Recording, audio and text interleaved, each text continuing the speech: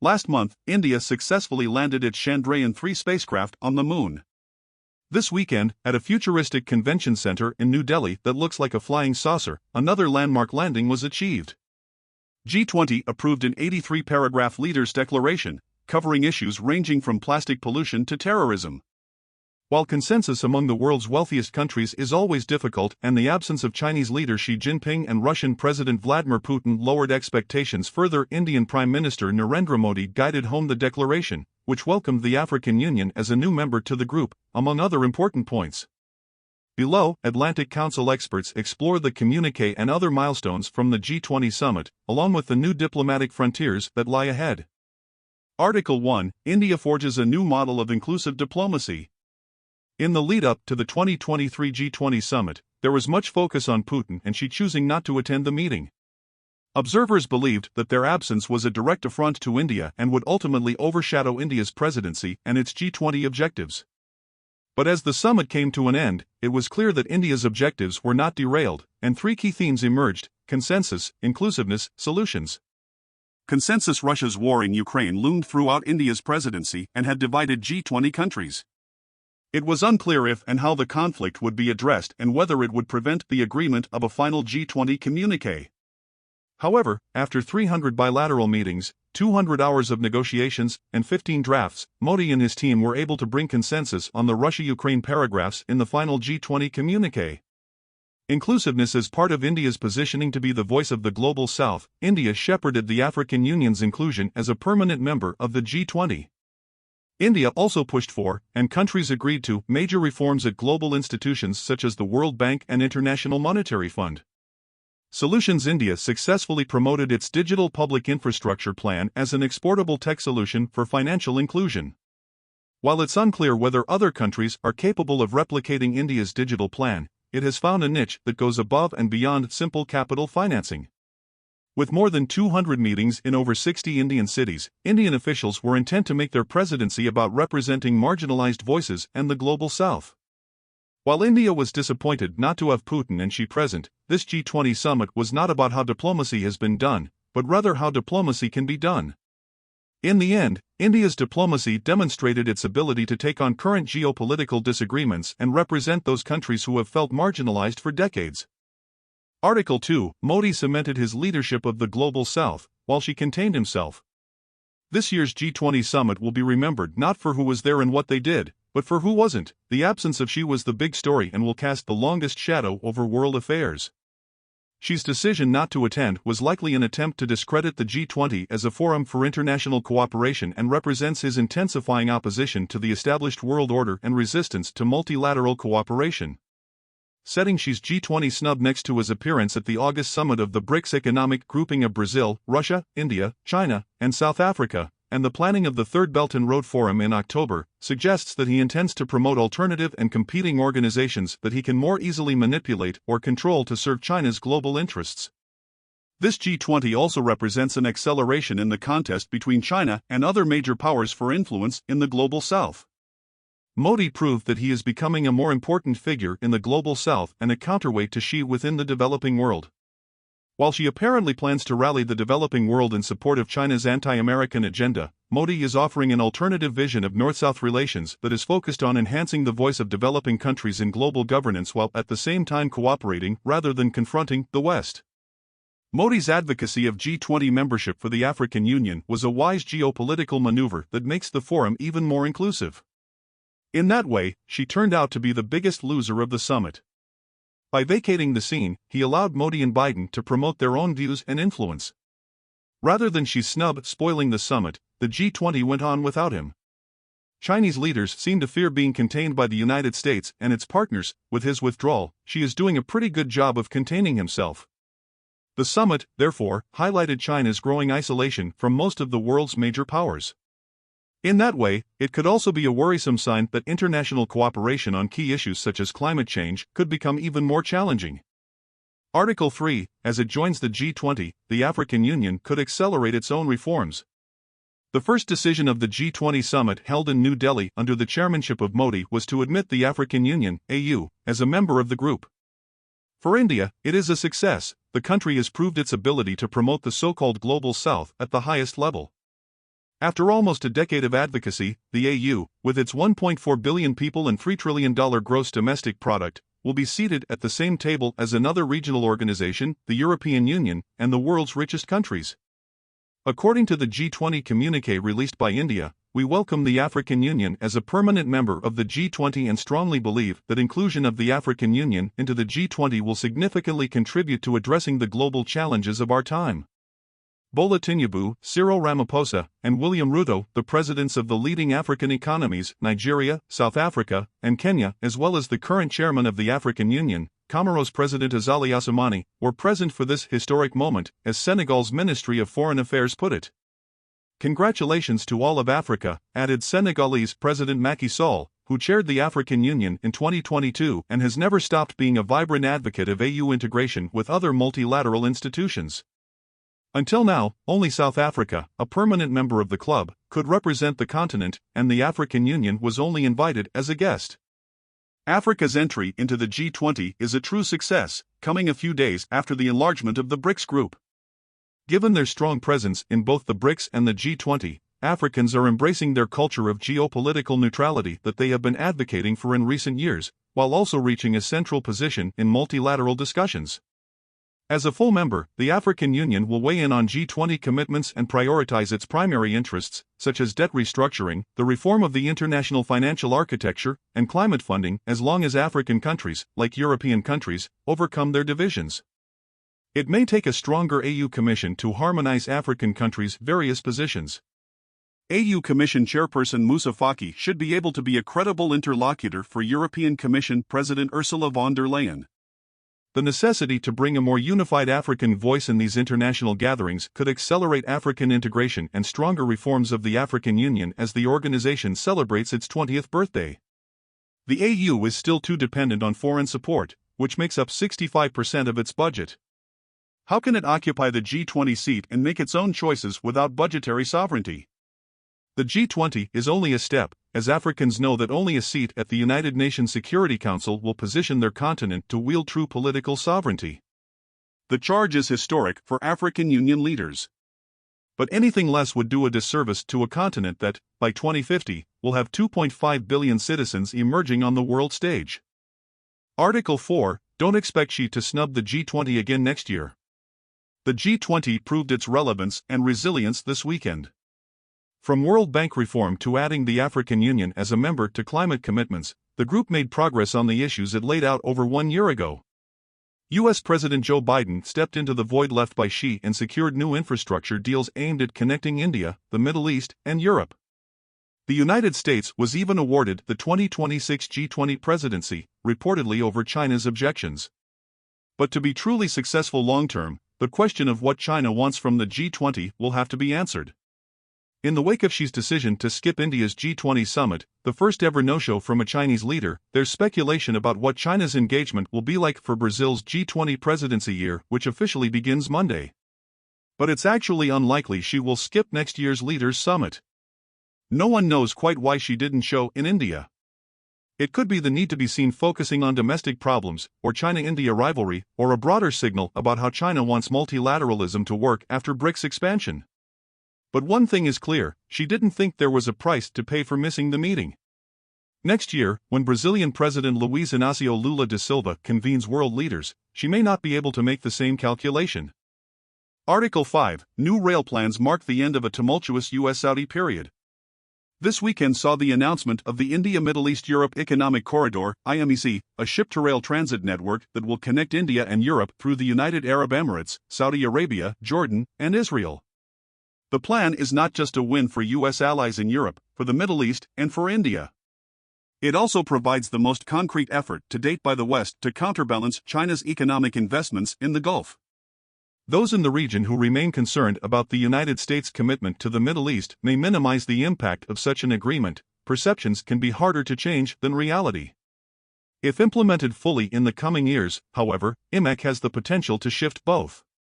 It also should be seen as unofficially marking the end of one of the more tumultuous periods in U.S.-Saudi relations since September 11, 2001.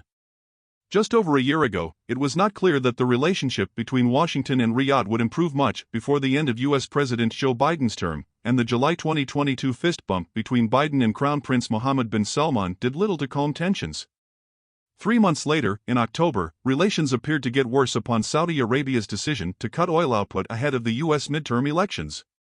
But as engagement between Riyadh and Beijing heated up, and as Saudi Arabia sought to calm tensions with Iran to try to ensure its Vision 2030 would not be undermined by security threats, new U.S. efforts to engage Saudi leaders also emerged. Most prominently, efforts toward a deal that would result in Saudi-Israeli normalization continued. That endeavor and a bevy of behind-the-scenes bilateral tracks, on issues such as 6G networks and space exploration, kept the relationship moving forward, albeit slowly. The U.S. strategic focus will remain on China and on Russia's war in Ukraine. But the Biden administration clearly, and rightly, recognizes that the Middle East cannot be geographically wished away. This is reflected not only by IMEC but also, for example, by additional efforts to negotiate a deal to work with Saudi Arabia to secure lithium and other metals in Africa. The result may be a more realpolitik approach to the region than Biden promised when he campaigned in 2020. But it's also one far more likely to ensure the United States' economic and national security interests in the years to come. Article 6, Modi delivers useful, if not spectacular, results. The 2023 G20 summit, without Xi and Putin, has delivered practically everything Modi had wanted, with many compromises. Those include a consensus declaration, by not mentioning Russia in the section about the war in Ukraine, the admission of the African Union as a permanent member, a good step forward, continued efforts to deal with climate change, but no hard commitments in phasing out fossil fuels, support for climate financing to assist developing countries, but no hard targets except extending the 2010 pledges by developed countries to transfer $100 billion a year to developing countries to 2025. The G20 also took on reforms to the Multilateral Development Banks, MDB, to include climate financing in their core missions, no capital increases now, but optimizing the MDB balance sheets so they can lend $200 billion more over the next decade, and support for the improvement of the common framework for debt treatment to facilitate the restructuring of low-income countries' debt. But the common framework remains vague without a roadmap specifying a sequence and timeline of steps to be taken once a debtor country asks for a restructuring. In addition, the group adopted several concrete and potentially helpful initiatives such as mapping the global value chain to help countries identify risks, the digitalization of trade documents to expedite trade transactions, and the development of public digital infrastructures to promote financial inclusion and productivity. Also notable is the launch of an India-Middle East-Europe economic corridor connected by railways and ports in direct competition with China's Belt and Road Initiative. Overall, the outcomes of the G20 summit will bolster India's claim to be the voice of the global south, being able to articulate the demands of developing countries and to engage in negotiations with developed countries to produce useful, if not spectacular, results. This is a good template for Brazil to take up the G20 presidency in 2024 and South Africa in 2025. Article 7, the G20 communiqué was ambitious, but had a few major holes. With expectations high, the G20 delivered a comprehensive communiqué with wide-ranging, ambitious commitments from digital infrastructure to debt treatments, climate finance to cultural preservation. The outcome is so broad that what is not included could be seen as more notable than what is, though certain detailed elements such as care infrastructure for women's economic empowerment and the creation of an international reference classification of skills and qualifications did not go unseen. For example, despite a focus on poverty reduction, inclusive growth, and jobs, the communiqué has no mention of informal work, which accounts for a significant share of employment in lower and middle-income countries, especially among women, migrants, and marginalized populations. Similarly, the communiqué devotes ample attention toward reducing inequality generally and improving the economic and social well-being of women and girls, but is devoid of concrete discussion of generational demographic dynamics of older persons and youth who account for the majority of populations. This omission comes even as the G20 is expanding to include the African Union, representing the youngest continent where more than 60% of the population is under the age of 25. By 2035 there will be more young Africans entering the workforce annually than in the rest of the world combined. The addition of the African Union is nonetheless significant, bringing more voice from and relevance to the global south, especially as the BRICS grouping expands in an effort to counter Western economic dominance and bring more balance to the international order. Achieving, or even getting closer to, the United Nations Sustainable Development Goals, inclusive prosperity, and peace will require inclusive governance at all levels, and India's G20 took many welcome if not high-level steps in this direction. Whether we see real action to reach the destination remains to be seen as the conversation moves to the United Nations General Assembly and the G20 baton passes to Brazil. Article 8, G20 leaders should have called out Russia for global food and energy insecurity.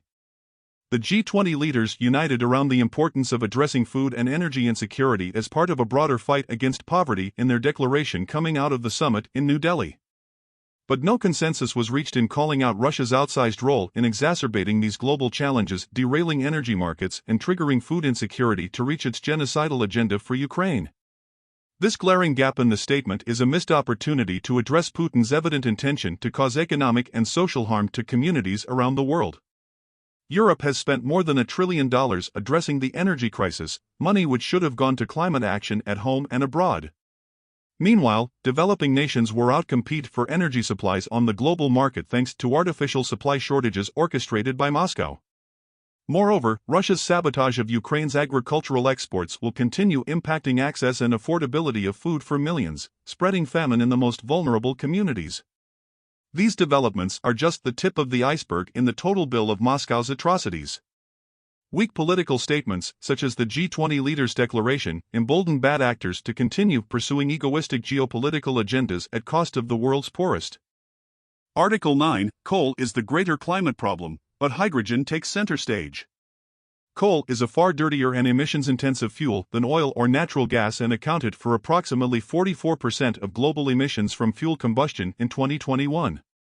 One might therefore anticipate that the official communiqué from the G20 convening would discuss coal at length. One would be wrong.